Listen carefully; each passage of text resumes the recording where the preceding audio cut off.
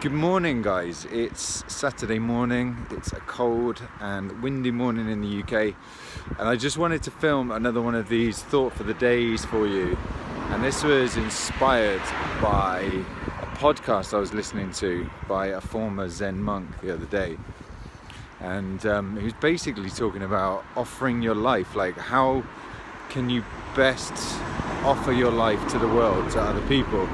And I know if you're watching this and you've got social anxiety, you're probably thinking, well, I've got nothing to offer. My life is a black hole. It's a nightmare. I just want to get out of it. And I totally get that. I relate to that. And I do fully understand, because I was there myself. But one thing that did really help me in my recovery from social anxiety was actually trying to identify a bit of a purpose and find something to live for, really.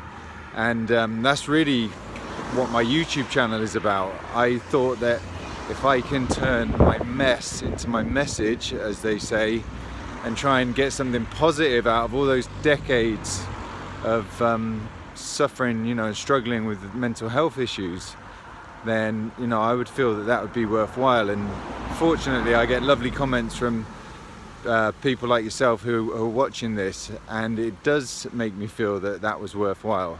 So my thought for the day is really about trying to identify some kind of purpose, and think about how you can best offer yourself to the world. Because if you're living purely for yourself and all of your thought is consumed with myself and my social anxiety and how to overcome it, and all of that stuff, it feeds in to this total preoccupation with the self and increased self-consciousness and all of that. And I actually found that by trying to force myself outwards to give a bit, or to do something that was maybe a bit altruistic, it's more selfless and you become a little bit less self-focused.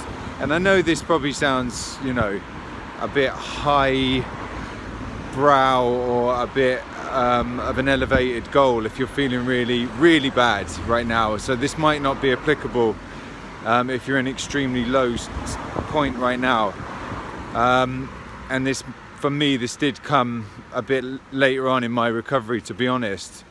But what I found was that when I identified this idea of, I could talk about my problems and maybe that would help other people, that really made me feel good. I felt so good to be less focused on myself and to try and give a bit and help others. And then I did coaching calls and I got a blog up, which will be back up again soon. And it really started to change my life. And basically what I found is the more positive stuff that goes on in your life, like if you're working out, eating well, you may be doing a bit of charity work, or you're trying to give something to other people, this is like turning a light on, and as you turn it up and increase the light, make it brighter and brighter with more and more positive stuff that's going on, the darkness of social anxiety starts to recede into the corners a little bit. And another thing I want to say is, if you're hearing me talk about identifying a purpose, what have you got to give other people, how can you offer yourself and offer your life to the world, and you're thinking, that's bullshit, what's he on about?